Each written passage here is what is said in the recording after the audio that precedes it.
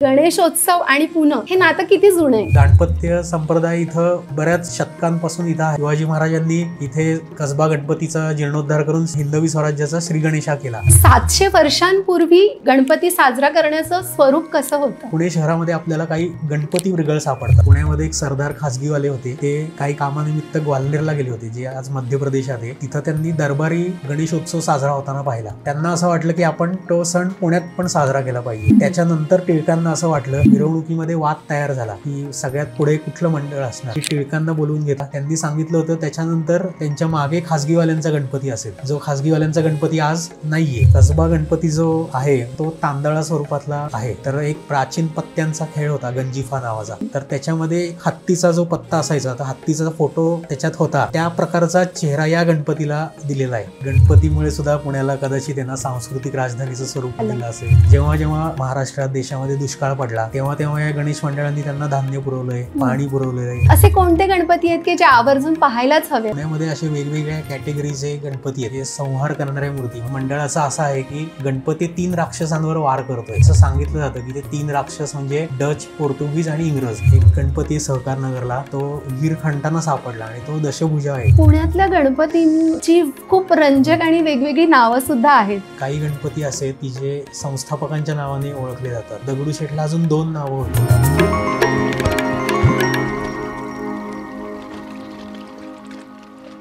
नमस्कार। गणेशोत्सव म्हटलं की भक्ती, आनंद आणि उत्साहाचा सण। हा गणेशोत्सव आज देशभरात करोडो गणेश भक्त साजरा करतायत। पण या गणेशोत्सवाची सुरुवात ज्या पुण्यातून सुरू झाली त्याचा इतिहास नेमका काय आहे? पुण्याचे गणपती म्हटलं की एक शान आहे पुण्याची, आणि त्याच्याबरोबरच एक सांस्कृतिक त्याला मानसुद्धा आहे, जगभरात तो मान आहे। हा गणपती पुण्यात जेव्हा साजरा केला गेला सुरुवातीला, ते सुरुवातीचं गणेशोत्सवाचं स्वरूप कसं होतं, पुण्यातले जे मानाचे गणपती आहेत तर त्यांचे हे मान कसे ठरले, त्याचा इतिहास काय आहे, या व्यतिरिक्तही पुण्यामध्ये जे गणपती आहेत तर ते कोणते कोणते असे गणपती आहेत की जे आपण आवर्जून बघायला हवेत, या सगळ्याविषयी आज आपल्या पॉडकास्टमध्ये चर्चा करण्यासाठी आपण आमंत्रित केलेलं आहे सुप्रसाद पुराणिक सर यांना। सर, आपलं खूप खूप स्वागत आहे लगावबत्ती यूट्यूब चॅनलवर। सरांची एक ओळख करून द्यायची आहे। पुण्यातली ऐतिहासिक ठिकाणं या विषयावर त्यांचा अभ्यास आहेच, पण त्यांनी या विषयावर अनेक पुस्तकंही लिहिलेली आहेत। सो ते आज आपल्याला पुण्यातले गणेशोत्सव किंवा पुण्यातला गणपती याच्याविषयी अधिक जास्त चांगल्या पद्धतीने सांगू शकतायत। सर, माझा पहिला प्रश्न असा आहे की गणेशोत्सव आणि पुणे हे नातं किती जुनं आहे? साधारण 700 वर्ष जुनं हे नातं आहे। अच्छा। तेव्हा पुण्यावर यादवांचं राज्य होतं, तेव्हापासून या परिसरामध्ये पुणे आणि पुणे परिसरामध्ये गणेश भक्ती होती असं आपल्याला दिसतं। जर आजही आपण बघितलं अष्टविनायक पाहिले ते कुठे कुठे आहेत, तर त्यातले 5 अष्टविनायक पुणे जिल्ह्यामध्ये आहेत। तर इथं पूर्वापार त्यामुळे गणेश भक्ती चालत आलेली आहे। आणि तिथून जे सुरुवात होते ते शिवाजी महाराजांच्या काळात आपण आलो तर शिवाजी महाराजांनी इथे कसबा गणपतीचा जीर्णोद्धार करून हिंदवी स्वराज्याचा श्री गणेशा केला। बरोबर। आणि त्यांचं काम चालू केलं। त्यानंतर पेशवे इथे राहायला आले, तेही मोठे गणेश भक्त होते, तेही आराधना करायचे, भक्ती करायचे। शनिवारवाड्यामध्ये सुद्धा गणेशोत्सव साजरा केला जायचा। आणि मग नंतर मराठ्यांचं राज्य गेल्यानंतर टिळकांनी याच भूमीमध्ये गणपतीची प्रतिष्ठापना केली आणि तो सार्वजनिक केला। तर अशी गणपतीची परंपरा साधारण 700 वर्षापासून इथे आहे।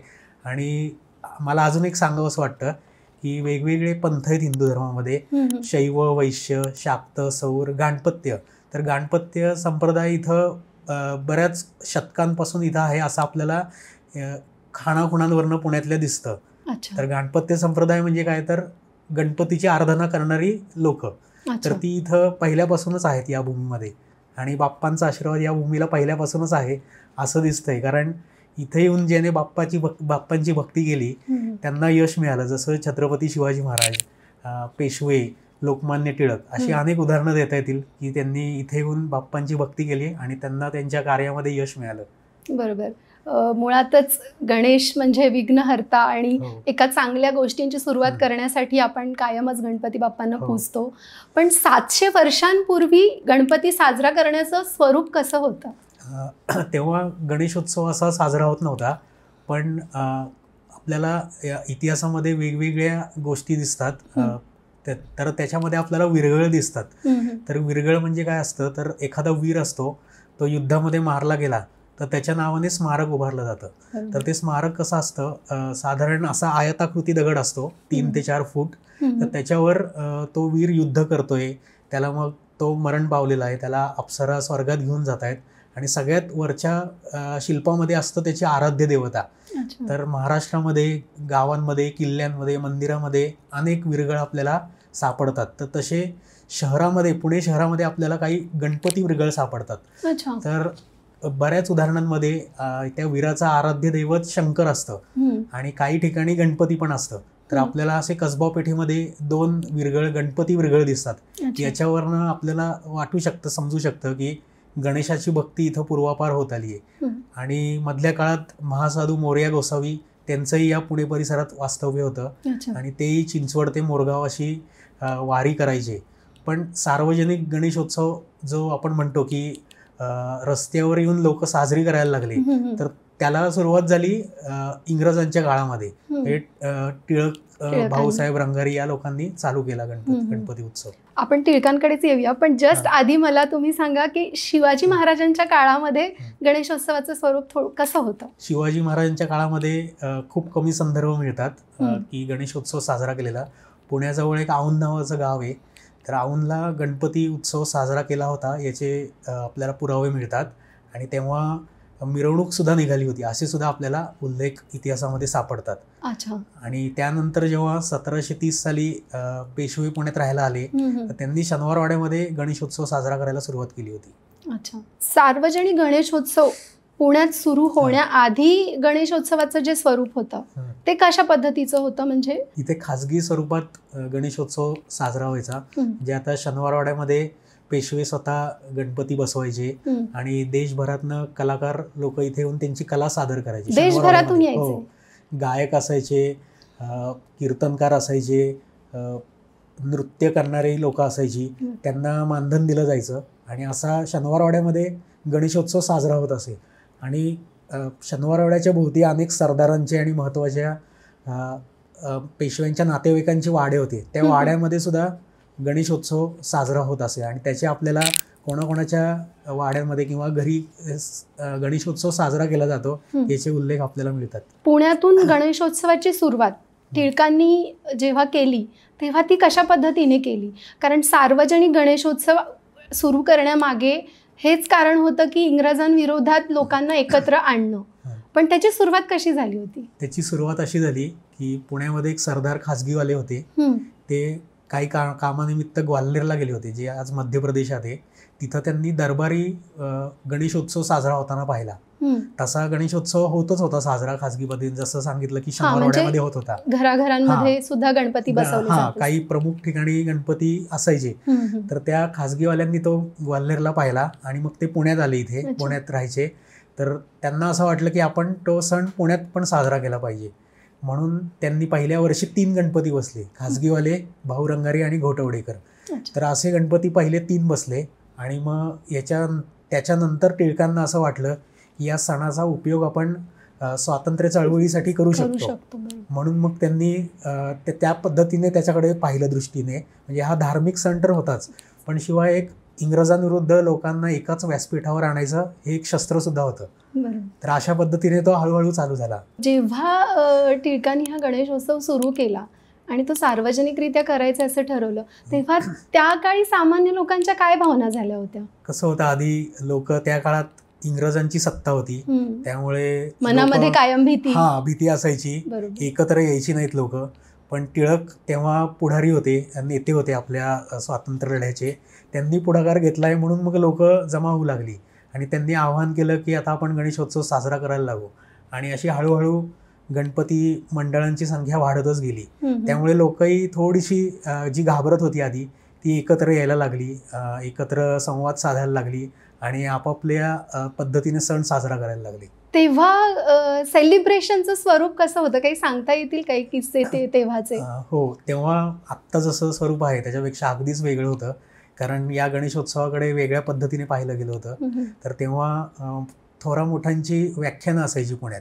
म्हणजे लोकमान्य टिळकांची व्याख्यानं असायची वेगवेगळ्या मंडळांच्या पुढे, की त्यांनी केसरीवाडा झालं, पूर्व भागातले पुण्यातले काही गणपती आहेत त्याच्यासमोर ते व्याख्यानं द्यायचे.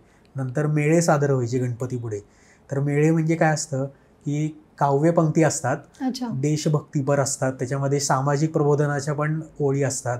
त्याच्यामधनं अनेक समाजाला त्यांच्या त्यांच्या दृष्टीने फायदा होईल असं त्या काव्यपंक्ती चालीमध्ये म्हणण्याला मेळे म्हणतात. तर असे ग्रुप असायचे आणि अनेक वेगवेगळे मेळे त्यावेळेस अस्तित्वात होते. तर हे मेळे साजरे व्हायचे. त्याच्यानंतर कीर्तनं साजरी व्हायची, शाहीर येऊन त्यांची कला सादर करायचे, भारुडं गायली जायची. तर अशा पद्धतीने तो उत्सव साजरा केला जात होता. आणि या सगळ्यामधून स्वातंत्र्य चळवळीसाठी एक ती सामाजिक चळवळ त्या काळी निर्माण झाली. सो याच्यातून कसा मेसेज पोहोचवला जायचा? याच्यातून व्याख्यानांमधनं लोकांना स्वातंत्र्याचे धडे दिले जायचे, लोकांच्या मनातल्या चेतना जागवल्या जायच्या. शाहीर लोक त्यांच्या त्यांच्या ह्याच्यातनं इतिहास मांडून, शिवाजी महाराजांचा इतिहास मांडून चेतना जागवायचे. अशा पद्धतीने ते सामाजिक त्याच्यात रूप प्राप्त झालं होतं. आणि एक स्वातंत्र्यासाठी आपण उभं राहायचंय किंवा आपल्याला हा लढा कायम ठेवायचा, याच्यासाठी जो प्रयत्न या सगळ्या या माध्यमातून केला, त्याचा परिणाम तेव्हा कशा पद्धतीने दिसून आला? लोकांमध्ये काय, कशा पद्धतीने या सार्वजनिक उत्सवाने परिवर्तन घडवलं? हो, परिवर्तन तर घडलंच. इंग्रजांना सुरुवातीला वाटलं होतं की याचा काही परिणाम होणार नाही, पण त्यांना नंतर समजलं की लोक एकत्र यायला लागली आहेत आणि लोक एकत्र येऊन साजरे करतायत आणि आपल्या विरुद्ध लढतायत ते या माध्यमातून येऊन. त्यामुळे इंग्रज सुद्धा चिडले. पण आपल्या इथे सामाजिक प्रबोधन होत होतं या गणेशोत्सवाच्या माध्यमातून. असा कुठला सण नव्हता की 10 दिवस एकत्र येऊन तो हिंदूंकडनं सगळ्या समाजातल्या एकाच सगळे जाती पंथाची लोक एकत्र येऊन साजरे करतायत. त्यामुळे असा फायदा झाला, लोक एकत्र येऊन फायदा झाला. पण तेव्हा इंग्रजांकडून जेव्हा लोक एकत्र यायचे तेव्हा त्रास दिला जात असेल ना, खास मी विशेषतः गणपती उत्सवांमध्ये म्हणतीये. हो, असे उल्लेख मिळतात आपल्याला. इंग्रजांकडनं निर्बंध टाकण्याचे प्रयत्न झाले या सणावर. त्यांना असं समजलं की हे आपल्या विरुद्ध एक शस्त्र उगारतात गणपतीच्या धार्मिक उत्सवाच्या माध्यमातून. तर त्यांनी अनेक गोष्टी केल्या की ज्याच्या करून या सणावर निर्बंध येतील. तर तशा गोष्टी सापडतात आपल्याला. इंग्रजांनी निर्बंध आणण्याचे प्रयत्न केले. आपण आता टिळकांच्या काळातलं ते गणेशोत्सवाचं स्वरूप कसं होतं ते थोडक्यात पाहिलं. पण पुण्यात जे मानाचे गणपती आहेत त्यांचं अगदी जगभरात चर्चा असते कायमच. गणेशोत्सव आला की पुण्यातल्या मानांच्या गणपतींची मिरवणूक म्हणजे एक वेगळी, तो एक वेगळा उत्सव आहे अजून. याविषयी काय सांगाल तुम्ही? बरोबर सांगितलं तुम्ही की पुण्याची ही ओळख आहे मानाचे 5 गणपती. आणि ती विसर्जन मिरवणूक जी शेवटच्या दिवशी असते ती खूप प्रसिद्ध आहे, कारण ती पारंपरिक पद्धतीने साजरी केली जाते. तर हे मानाचे गणपती खूप पहिल्यापासून आहेत आणि सुरुवातीपासून आहेत. जे तुम्हाला मगाशी सांगितलं 3 गणपती सुरुवातीला बसले होते. त्याच्यानंतर असं झालं की मिरवणुकीमध्ये वाद तयार झाला की सगळ्यात पुढे कुठलं मंडळ असणार, कुठला गणपती असणार. तर त्याच्यावर मग एक ब्रह्मगिरी बुवा नावाचे महाराज होते, त्यांनी टिळकांना बोलवून घेतलं आणि महर्षी अण्णासाहेब पटवर्धनांना बोलवून घेतलं की जे समाजातले नेते थोर व्यक्ती आहेत. तर त्यांनी असा तोडगा काढला की आपल्या पुण्याचं ग्रामदैवत कसबा गणपती आहे. शिवाजी महाराजांनी ते तिथं देऊळ जीर्णोद्धारित केलं, पुढं सुद्धा त्याचं महत्त्व होतं. तर आपण या ग्रामदैवताला पहिला मान देऊयात म्हणून कसबा गणपती पहिला मान मिळाला त्याला. दुसरं असं की ग्रामदेवी जोगेश्वरी आहे, तांबडी जोगेश्वरी, त्यामुळे दुसरा मानाचा गणपतीला स्थान त्या तांबडी जोगेश्वरी गणपतीला मिळालं. असं आपल्याला इतिहास सापडतं. पण त्याच्यानंतर असंही आहे की त्यांनी सांगितलं होतं त्याच्यानंतर त्यांच्या मागे खाजगीवाल्यांचा गणपती असेल, जो खाजगीवाल्यांचा गणपती आज नाहीये. आणि विसर्जन मिरवणुकीमध्ये सगळ्यात शेवटून 3 गणपती कुठले असतील तर तेही सांगून ठेवलं होतं. तर सगळ्यात शेवट अखिल मंडईचा गणपती असेल, त्याच्यानंतर दगडूशेठ गणपती असेल आणि मग भाऊसाहेब रंगारी गणपती असेल. तर असं ते ठरवलं गेलं होतं. 5 मानाचे गणपती पुन्हा एकदा सांगाल का? हो, पहिला गणपती कसबा गणपती, दुसरा गणपती तांबडी जोगेश्वरी, तिसरा गणपती गुरुजी तालीम, चौथा गणपती तुळशीबाग गणपती आणि 5वा गणपती केसरीवाडा. तर हे शेवटचे 3 मानाचे गणपती आहेत ना, त्याचा क्रम नंतरच्या काळात ठरवला गेला आणि तो कधी ठरवला गेला आणि कोणी ठरवला तर याच्यामध्ये आपल्याला काही इतिहासात सापडत नाही. अच्छा, पण आता सध्याच्या स्वरूपात हे 5 गणपती म्हणजे पुण्याची शान आहेत, आपण असं म्हणू शकतोय. या प्रत्येक गणपतीची वेगवेगळी वैशिष्ट्य नक्कीच असतील, त्याच्याविषयी थोडक्यात सांगा ना. कसबा गणपती जो आहे, मूळ कसबा गणपतीचं मंदिर आहे, तर तो तांदळा स्वरूपातला आहे. तर तांदळा स्वरूप म्हणजे काय, तर ज्याला अवयव नाही, आकार नाही असा देव. तर एक म्हणजे दगडाला शेंदूर फासून जो दगड असतो त्याला तांदळा म्हणतात. आपल्याकडे अनेक देवी पण तशा आहेत, म्हसोबा तशा आहेत, तर त्या तांदळा स्वरूपातला तो गणपती मूळ.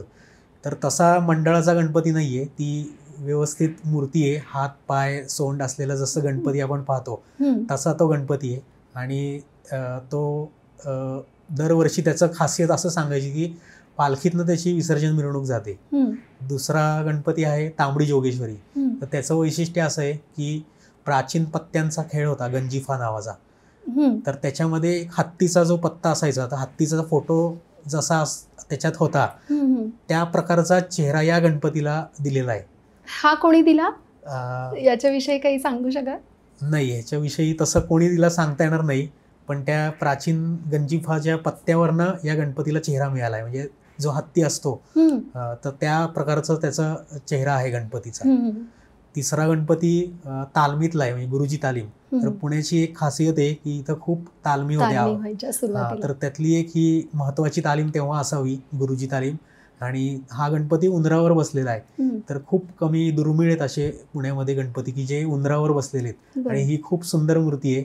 तर हा झाला तिसरा गणपती जो लक्ष्मी रोडवर बसवला जातो.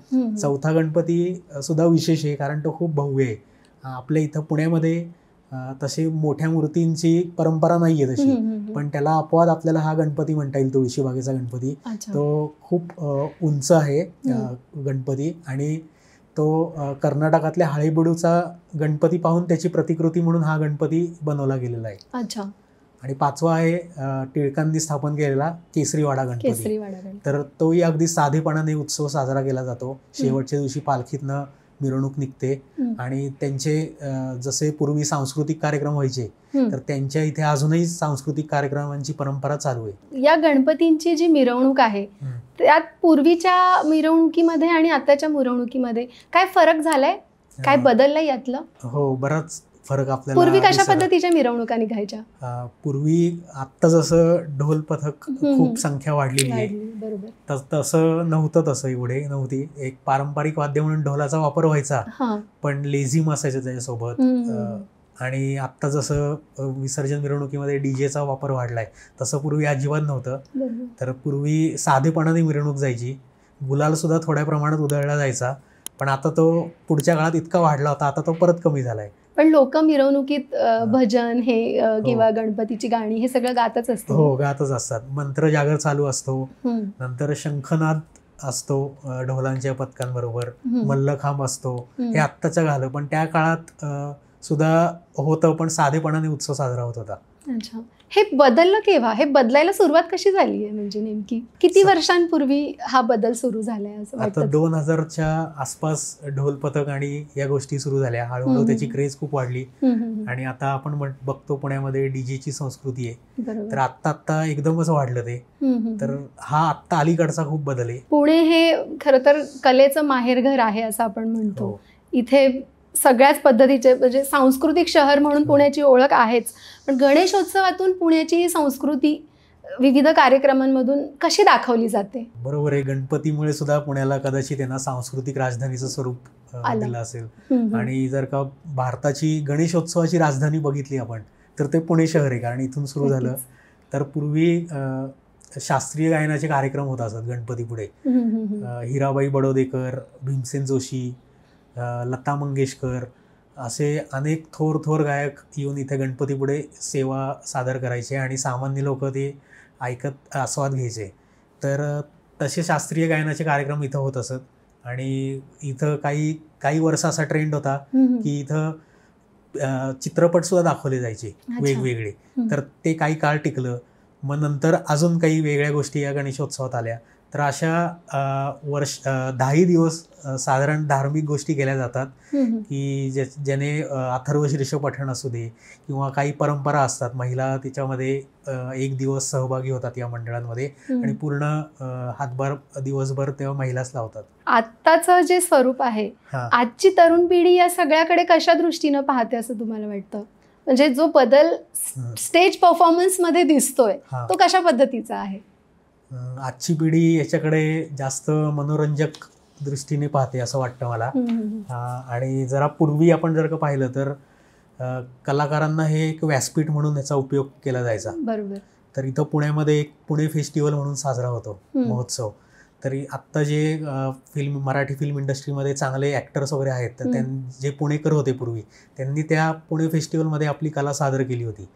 तर आजही ते कंटिन्यू आहे, फक्त आज जरा मनोरंजनाकडे कल जास्त वाढलेला आपल्याला दिसतो तरुणाईचा. असं म्हणायचं का की गणेशोत्सवातून अनेक कलाकार तयार झाले पुण्यामध्ये? हो, कलाकार तयार झाले, नंतर कार्यकर्ते सुद्धा तयार झाले. या कार्यकर्त्यांमधनं काही नगरसेवक, आमदार, खासदार, ते मंत्री सुद्धा झाले. तर असं सुद्धा या गणपतीतनं नेते सुद्धा घडलेले आहेत.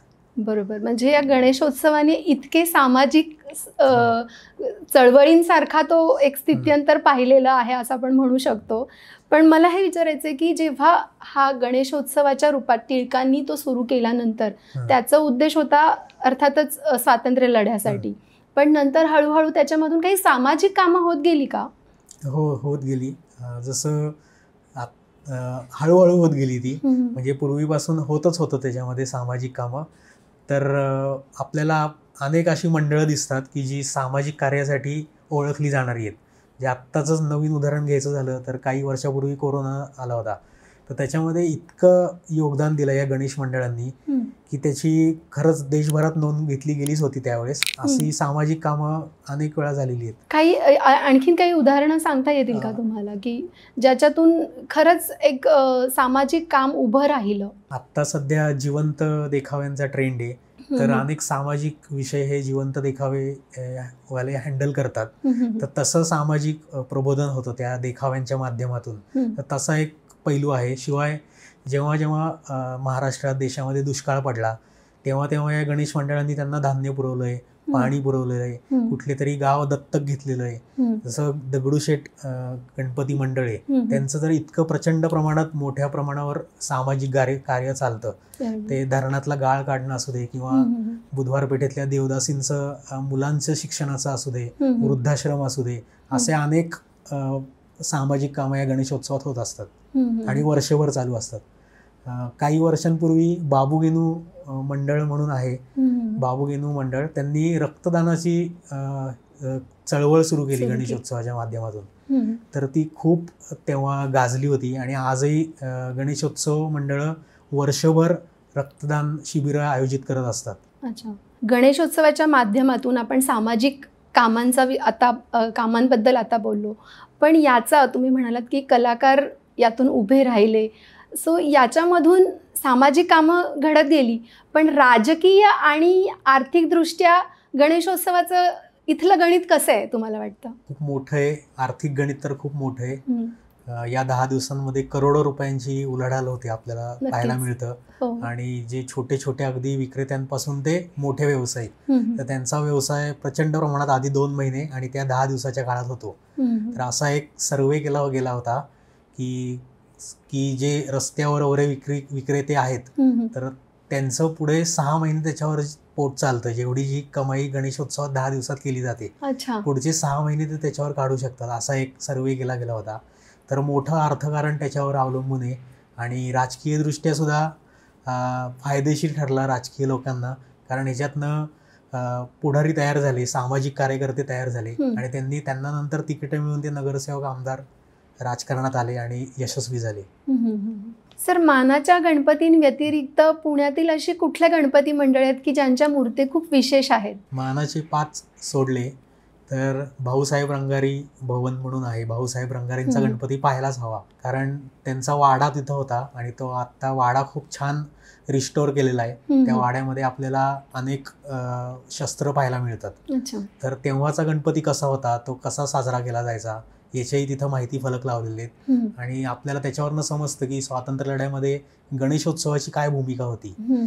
तर तो बहुरंगारी गणपती पाहायला पाहिजे. आणि आत्ता आपण काही वर्ष झाली आपण पर्यावरणपूरक गणपतीबद्दल बोलतो. तर ती बहुरंगारींची जी मूर्ती आहे ती पर्यावरणपूरक आहे. कागदाच्या लगद्यापासून ती बनवली जाते. तर 130-150 वर्षापूर्वी साधारण गणेशोत्सव सुरू झाला आपण असं म्हणू, तेव्हा त्या व्यक्तींनी पर्यावरणाचा विचार केला होता, पर्यावरणपूरक मूर्ती बनवली होती. तर आज आपण अनेक पर्यावरणाशी संबंधित प्रॉब्लेम फेस करतोय, तर आज आपण त्यांचा आदर्श घेऊन पर्यावरणपूरक गणेशोत्सव साजरा केला पाहिजे. तर हा बहुरंगारी गणपती झाला. असे अनेक प्रसिद्ध तालमी होत्या पुण्यामध्ये, या तालमीमध्ये सुद्धा गणेशोत्सव साजरा केला जायचा. जसं की नारायणपेठेमध्ये लोखंडे तालीम आहे, त्यांचा गणपती सुद्धा थोडीशी मूर्ती वेगळी आहे आणि त्यांनी 1942च्या चले जाव आंदोलनामध्ये कार्यकर्त्यांनी भाग घेतला होता थेट. तर अशा हे लोखंडे तालीम मंडळाचा गणेशोत्सव पाहू शकतो आपण. शनिवार पेठेमध्ये एक कडबेआळी म्हणून आहे गणपती मंडळ, त्यांची मूर्ती पूर्ण चंदनातली आहे. तर तो गणपती नक्की पाहायला हवा. नंतर एक पुण्यामध्ये असे वेगवेगळ्या कॅटेगरीचे गणपती आहेत, जे संहार करणाऱ्या मूर्ती, म्हणजे राक्षसाला मारतायत किंवा शस्त्र उगारले त्या गणपतीने, अशा गणपती मूर्ती आहेत. त्याच्यामध्येच बहुरंगारी गणपती हा मोडतो. त्याच्यानंतर हत्ती गणपती सुद्धा त्याच कॅटेगरीमध्ये मोडणार आहे. नंतर काही लाकडी गणपती आहेत. तर शुक्रवार पेठेमध्ये एक लाकडी गणपती आहे. अनेक मंडळ अशी आहेत. जसं मंडईचं गणपती आपण पाहिला तर शारदेसह आपल्याला गणपती पाहायला मिळतो. बहुरंगारी मंडळाचा गणपती आपल्याला राक्षसावर वार करणारा सापडतो. नंतर एक शुक्रवार पेठेत लाकडी गणपती मंडळ आहे. तर त्यांचा लाकडी गणपती आहे आणि दोन्ही बाजूला गणपतीच्या रिद्धी सिद्धी आहे, असं ते मंडळ आहे. नंतर सोमवार पेठेमध्ये तरवडे मंडळ आहे. तर एक त्या मंडळाचा असा आहे की गणपती 3 राक्षसांवर वार करतोय आणि अशी कल्पना केली, असं सांगितलं जातं की ते 3 राक्षस म्हणजे डच, पोर्तुगीज आणि इंग्रज, त्यांच्यावर गणपती वार करतोय. अशी एक ती गणपतीची मूर्ती आहे. कसबा पेठेमध्ये फणीआळी तालीम आहे. तर त्या तालमीचा गणपती बाप्पा जो आहे तो विष्णूच्या रूपामध्ये आहे. अजून एक पेशवेकालीन गणपती मंदिर म्हणजे सारसबाग. तर पेशवाईमध्ये पुण्यामध्ये अनेक मोठ्या मोठ्या बागा होत्या. हिराबाग झाली, सारसबाग झाली. तर या सारसबागेमध्ये सवाई माधवराव पेशव्यांनी या गणपतीची प्रतिष्ठापना केली होती. उजव्या सोंडेचा सिद्धिविनायक येतो आणि भोवतीने 25 एकरात तळं होतं आणि मध्यभागी गणपतीचं मंदिर. असं खूप त्या काळात छान हा परिसर असणार. तर त्याला तळ्यातला गणपती म्हणून सुद्धा नाव पुणेकरांनी ठेवलेलं आहे. तर या गणपतीचं पाहायला गेलो इतिहास तर तो असा आहे. या ज्या मूर्ती आहेत तर त्यांचं काय वेगळं वैशिष्ट्य, म्हणजे आता जसं तुम्ही लाकडी गणपती असं म्हणालात, तर ती गणपती ही कायमची तिथे वास्तव्य आहे मूर्ती, की ती दरवर्षी तिथे वेगळ्या बनवल्या जातात? मानाचे ज्या पहिले 2 गणपती आहेत, कसबा गणपती आणि तांबडी जोगेश्वरी गणपती, तर या 2 मूर्ती दरवर्षी नवीन बनवल्या जातात शाडू मातीच्या आणि दरवर्षी हौदामध्ये विसर्जन केल्या जातात.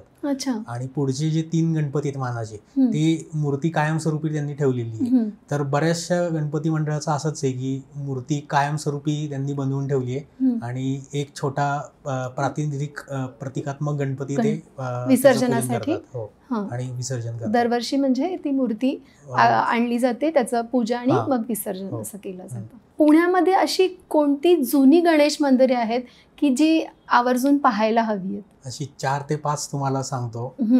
सगळ्यात पहिलं मी सांगेन की त्रिशुंड गणपती मंदिर, जे सोमवार पेठेत कमला नेहरू हॉस्पिटल पाशी आहे. तर तिथे त्या गणपतीचं असं वैशिष्ट्य आहे की ती मोरावर बसलेली गणपती येतो आणि त्या गणपतीला 3 सोंड आहेत, म्हणून त्या गणपतीचं नाव पडले त्रिशुंड्या गणपती. तर खूप सुंदर गणेश मूर्ती आहे आणि त्याचं अजून एक वैशिष्ट्य असं आहे की त्या मंदिराला तळघर आहे खाली, तिथे गोसावींची समाधी आहे आणि मंदिराचं तुम्ही जर का बाहेरनं पाहिलं मंदिर तर ते अतिशय शिल्पसमृद्ध मंदिर आहे. त्याच्यावर अनेक शिल्प आपल्याला दिसतात. असं हे शिल्पसमृद्ध गणपतीचं मंदिर आहे, जे मंदिरही वेगळं आहे आणि गणपतीही वेगळा आहे. दुसरं सांगीन बघितलं पाहिजे असं ते म्हणजे युनिव्हर्सिटी रोडवर खिंडीतला गणपती एक आहे, चतुर्शृंगी मंदिराजवळ. तर तोही साधारण 400 वर्षापासून पुण्यामध्ये आहे गणपती असं म्हणतात. तर तेही एक जुनं देवस्थान आहे, ते एक बघितलं पाहिजे. कसबा गणपती तर आपला ग्रामदेवतच आहे, तर तो तर सगळ्यांनी आवर्जून पाहायलाच हवा. पण त्या कसबा गणपतीपासून जवळच एक गुंडाचा गणपती आहे, तर तोही साधारण 300-400 वर्षापूर्वीची ती मूर्ती आहे आणि उजव्या सोंडेचा तो गणपती आहे. गणपती मूळ रूपातल्या गणपतीची मूर्ती खूप वेगळी आहे, पण याच्या व्यतिरिक्त सुद्धा वेगवेगळ्या स्वरूपातल्या गणपती मूर्ती पाहायला मिळतात. तर पुण्यात अशी काय वैशिष्ट्य आहेत वेगवेगळ्या मूर्तींची, सांगू शकाल आम्हाला? हो, अनेक वैशिष्ट्यपूर्ण गणपती पुण्यात पाहायला मिळतात. जसं एक नारायणपेठेमध्ये उभा गणपती आहे, तो उभा गणपती आपल्याला पाहायला मिळतो. त्याच्या पुढे एक समाधी सुद्धा आहे. नंतर बरेचसे जवळपास सगळेच गणपती डाव्या सोंडेचे असतात, पण काही गणपती उजव्या सोंडेचे सुद्धा आहेत. जसं मी म्हटलं सारसबागेचा सिद्धिविनायक उजव्या सोंडेचा आहे. तसंच एक मंडळ सुद्धा आहे पुण्यामध्ये की ज्यांचा गणपती उजव्या सोंडेचा आहे. ते लकडी पुलापाशी संभाजी मित्रमंडळ ट्रस्ट बहुतेक असं नाव आहे त्यांचं. तो त्या मंडळाचा गणपती उजव्या सोंडेचा आहे. नंतर एक पुण्यामध्ये अजून एक मंडळ आहे की त्यांचा गणपती कासवावर आरूढ झालेला आहे, ते शुक्रवार पेठेत आपल्याला पाहायला मिळतं. तशीच मंदिरांमध्येही आपल्याला गणपतींची वैशिष्ट्ये पाहायला मिळतात. एक गणपती आहे सहकार नगरला, तो विहीर खणताना सापडला आणि तो दशभुजा आहे, म्हणजे 10 हातांचा गणपती आहे. तर असे अजून 2 दशभुजा गणपती पुण्यामध्ये आहेत. पेशव्यांच्या काळात एक फडके नावाचे सरदार होते, ते खूप मोठे गणेश भक्त होते. तर त्यांनी ही 2 दशभुजा गणपतीची देवळं बांधली आहेत. एक कोथरूडजवळ दशभुजा गणपती आणि दुसरा फडके हाऊस जवळ एक दशभुजा गणपती आहे. तर ती दोन्ही मंदिरं या फडके सरदारांनी बांधली होती. त्या मूर्तींच्या हातात म्हणजे ते 10 हातांमध्ये असं काय काय अस्त्र शस्त्र काय आहेत? वेगवेगळ्या प्रकारची आयुध आहेत त्या मूर्तींच्या हातात. नंतर माळ आहे जप करणारी, नंतर मोदक आहे, प्रसाद आहे ज्याला आपण म्हणतो, अशा गोष्टी दिसतात. पुण्यातल्या गणपतींची खूप रंजक आणि वेगवेगळी नावं सुद्धा आहेत.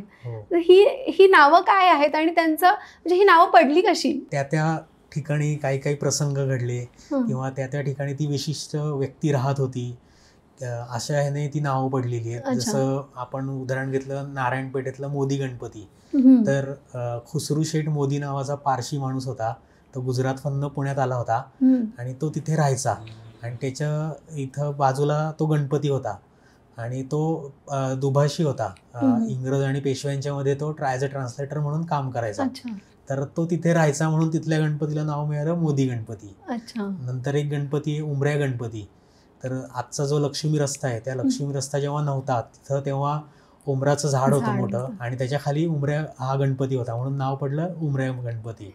तसाच एक रास्तापेठेमध्ये मद्रासी गणपती आहे. तर त्या भागात जर का पाहिलं रास्तापेठ आणि हा भाग, तर तिथं अनेक दाक्षिणात्य लोक राहतात आणि या गणपतीची आराधना पूजा आणि सगळं जे केलं जातं गणपतीची विधी ते दाक्षिणात्य पद्धतीचं केलं जातं. आणि दक्षिणेत जसे मंदिराच्या पुढे गोपूर असतं तसं या मंदिराच्या पुढेही गोपूर आपल्याला दिसतं. तर त्या मद्रासी लोकांनी ते सांभाळतात, त्यांच्या पद्धतीने ते पूजा करतात म्हणून त्याला नाव मद्रासी गणपती असं पडलेलं आहे. काही गणपती असे आहेत की जे संस्थापकांच्या नावाने ओळखले जातात. जसं उदाहरणार्थ श्रीमंत दगडूशेठ हलवाई गणपती, तर दगडूशेठ हलवाईंनी तो स्थापला म्हणून त्याचं नाव दगडूशेठ गणपती आहे. तसंच भाऊ रंगारी गणपती आहे, भाऊसाहेब रंगारांचा तो गणपती होता म्हणून तसं नाव ठेवलं गेलं त्याला. आणि अजून दगडूशेठ बद्दल जर का बोलायचं झालं तर दगडूशेठला अजून 2 नावं होती. एक होता कोतवाल चावडीचा गणपती आणि दुसरा होता बाहुलीचा हौदाचा गणपती. ही दगडूशेठ गणपतींचीच नावं आहेत? हो, जुनी नाव आहे ती. अच्छा, ती कशी म्हणजे पडली होती? त्या नावांचा इतिहास काय थोडक्यात? बाहुलीचा हौदाचा गणपतीचं जर का बोलायचं झालं तर विश्राम रामजी घोलेंनी बाहुलीचा हौद बांधला होता पुण्यात, जो सगळ्यांसाठी खुला केला होता त्यांनी. तर हा गणपती त्या हौदाच्या इथं बसायचा म्हणून नाव होतं बाहुलीचा हौदाचा गणपती. आणि कोतवाल चावडीचा गणपती का म्हणायचे, कारण पेशव्यांच्या काळात जिथे आज तो गणपती बसतो तिथे कोतवाल चावडी होती प्रमुख पुणे शहरातली, म्हणून या गणपतीला कोतवाल चावडीचा गणपती सुद्धा म्हटलं गेलंय. तसेच अजून काही गणपती आहेत की ज्यांची नावं फार वेगळी आपल्याला भासतात. त्यातलं एक म्हणजे माती गणपती. तर तो मातीपासून बनवला गेला अशी आख्यायिका आहे म्हणून त्याचं नाव माती गणपती पडलेलं आहे. अनेकांकडून हल्ली ऐकायला मिळतं की पुणे आता पहिल्यासारखं राहिलेलं नाहीये, पुणं बदललं आहे, पुण्यात गर्दीही वाढलेली आहे. पूर्वी लोक घरातून बाहेर पडून ते 10 दिवस अगदी गणपती बघण्यासाठी रात्र रात्र फिरायचे. आता ती गर्दी पाहता लोक बाहेर येतात तेवढ्या प्रमाणात गणेशोत्सव किंवा देखावे पाहण्यासाठी येतात, पण जसं पूर्वी होतं की रात्री गणपती पाहायला जातोय तसं प्रमाण आता नवीन पिढीमध्ये कमी झालेलं आहे. गर्दी वाढतीच आहे, पण जशी पूर्वी पुण्याची ओळख होती देखावे पाहायला बाहेर पडणं, तसे आता देखावे पण काही मंडळांनी, प्रसिद्ध मंडळांनी बंद केलेले आहेत. पण आता वेगवेगळे ट्रेंड येत आहेत त्याच्यामध्ये. काही विद्युत रोषणाईचे गणपती असतात, काही वैज्ञानिक देखावे असतात, काही सामाजिक प्रबोधनपर देखावे असतात. नंतर ऐतिहासिक देखाव्यांचंही प्रमाण वाढतंय आता.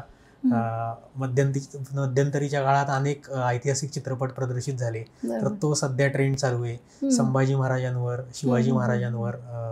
तर तसं देखावे बघायला गर्दी आहे, पण ते पूर्वीसारखी त्याच्यात रात्रंरात्र फिरण्याची जी मजा आहे ना ती कमी झाली. आणि देखावे सुद्धा आता त्यांच्यावर सुद्धा बंधनं आली आहेत की ते रात्री 12 नंतर दाखवू शकत नाहीत. आता सध्या आपली मोबाईल पिढी आहे, सो लोकांना हे व्हर्च्युअल दर्शन घेणं जास्त बेटर वाटतंय का? हो, काही लोकांना वाटतं तसं, पण तरी सुद्धा तरुणाईला अजून सुद्धा इथं येऊन सेल्फी काढावा असं वाटतच राहतंय. नक्कीच. हे इथलं मिरवणुकीचं स्वरूप फार वेगळं आहे. म्हणजे 2-2 दिवस मिरवणुका सुरू राहतात. ही याची सुरुवात कधीपासून झाली नेमकी?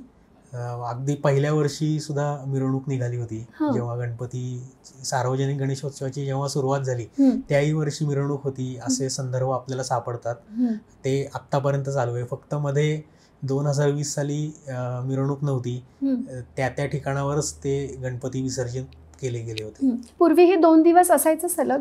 नाही सर, एवढी नसायची मोठी मिरवणूक. आता काही गेल्या 10-20 वर्षातली मिरवणूक 24 तास 48 तासापर्यंत 48 तासापर्यंत मिरवणुका इथे सुरू राहतात. आणि त्या एवढ्या कालावधीत लोक थकत नाहीत. नॉनस्टॉप ते वादन सुरू असतं किंवा ते गजर सुरू असतो. हे सगळं पाहता ही एनर्जी नेमकी येते कुठून, काय वाटतं तुम्हाला? गणपती बाप्पाच ही कदाचित एनर्जी देत असतील. नक्कीच. तरुणांमध्ये आपण हा जो उत्साह पाहतोय, गणेशोत्सवाच्या निमित्तानं त्यांनी सामाजिक कार्यामध्ये त्याचं परिवर्तन व्हावं म्हणून त्यांच्यामध्ये काय वेगळी भूमिका असायला हवी असं तुम्हाला वाटतं? नवीन पिढीने, तरुणाईने पर्यावरणपूरक गणेशोत्सव साजरा करावा आणि त्याचं उदाहरणंही दिसायला लागली आहेत. हल्ली सोशल मीडियावर असं दिसतात की इको फ्रेंडली गणपती बाप्पांच्या मूर्ती बनवण्याचे वर्कशॉप असतात बऱ्याच ठिकाणी. तर तसंही तरुणाईचा तिथं कल वाढतोय, ती एक चांगली गोष्ट आहे समाजातली. नंतर गणेशोत्सव विसर्जन मिरवणुकीत जे आवाजाचे पातळ्या ओलांडल्या जातात तर त्याच्यावर कंट्रोल यायला पाहिजे, त्याच्यावर निर्बंध आले पाहिजे. तर आपण गणेशोत्सवाच्या काळात स्वच्छता सुद्धा राखली पाहिजे. इथली हे प्रत्येकाचं कर्तव्य आहे की जेव्हा गणपती पाहायला जाल तेव्हा जे काही खाल ते लगेच रस्त्यात कुठेही फेकून न देता आपण गणेशोत्सवाचा आनंद लुटला पाहिजे. आणि अशी सरकारकडून एक नियमावली आली पाहिजे की काही नियम पाळले गेलेच पाहिजे, त्याचं इम्प्लिमेंटेशन झालंच पाहिजे. असे काही गोष्टी केल्याच पाहिजे. आता एक विचारायचं आहे की इथे मिरवणुकीचे तास वाढलेत असं आपण म्हणूयात की 48 तास मिरवणुका सुरू असतात, तेव्हा इथल्या स्थानिकांचं काय म्हणणं आहे या सगळ्यावर? खरं सांगायचं तर स्थानिकांना त्याचा त्रास व्हायला लागलेला आहे. आम्ही असं ऐकलं की खूप लोक म्हणजे जिथे ह्या मिरवणुकांची ज्या रस्त्यांवरून या मिरवणुका जातात तिथले लोक अक्षरशः 2-2 दिवस नसतात इथे. हे खरं आहे, असं वाढत चालली आहे संख्या. आणि तेच माझं म्हणणं आहे की गणेशोत्सव हा सगळ्यांचा आहे, स्थानिक लोकांना त्रास नाही झाला पाहिजे, असा गणेशोत्सव साजरा व्हायला पाहिजे. साजरा करणारे अर्थातच आपण स्थानिकच आहोत. सो नेमकं कुठून हा सगळा लोंढा येतोय इथे की एवढे तास त्यांना ते वादन आणि हे सगळं सुरू राहतं? हे सगळे पुण्यातलेच लोक आहेत असं वाटतं तुम्हाला? हो, पुण्यातले पण आहेत आणि पुण्याच्या बाहेरच्या जिल्ह्यांमधनंही येतात लोक, अगदी जगभरातनं सुद्धा येतात, पण ते फार कमी आहे. पण जो मेन पेठांचा जो भाग आहे तिथं उपनगरातली लोक जास्त येतात. म्हणजे कोथरूड झालं, धायरी झालं, हे झालं, अशी उपनगरं जी वाढलेली आहेत तिथनं लोक जास्त येतात. शिवाय पुणे जिल्ह्यातून येतात आणि पुण्याच्या बाहेर नाही येतात, जिल्ह्याच्या बाहेरून येतात. तर असं सगळे पुण्याकडेच सगळ्यांचा ओढा असतो. त्यामुळे कदाचित त्या स्थानिक लोकांना गर्दीचा, आवाजाचा, ध्वनी प्रदूषणाचा त्रास होतो असं वाटतं मला. नक्कीच. सरांनी आपल्याला अनेक गणपती मंदिरांविषयी आणि इथल्या मानाच्या गणपतींविषयी खूप चांगल्या पद्धतीने माहिती दिलेली आहे. सर, आपलं खूप खूप धन्यवाद आहे. तुम्हाला हा पॉडकास्ट कसा वाटला नक्की सांगा.